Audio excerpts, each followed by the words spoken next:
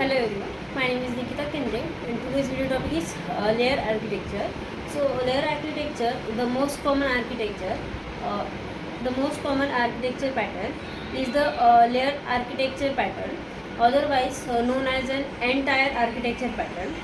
This pattern is the D standard for the Java EE applications, and therefore is widely known by most architectures and designers and developers. The layer architecture pattern closely match the traditional IT communication and organization structures found in most companies, making it a natural choice of most business applications development. And pattern description is the component with the layer architecture pattern are organized into horizontal layers, each layer performing a specific role with the application, that is presentation logic or business logic. All through the layer architecture pattern does not specify the numbers and type of layer that must exist in the pattern. Most layer architecture consists of four standard layers. First is presentation layer, second is business layer, next one is persistence layer and database layer.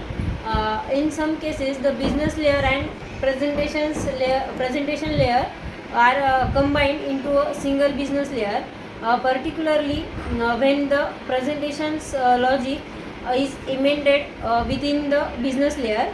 And these smaller applications may have only three layers, whereas larger and more complex business applications may contain five or more layers. Each layer of the layer architecture pattern has a specific role and responsibility within the application. For example, a presentation layer would be responsible for handling all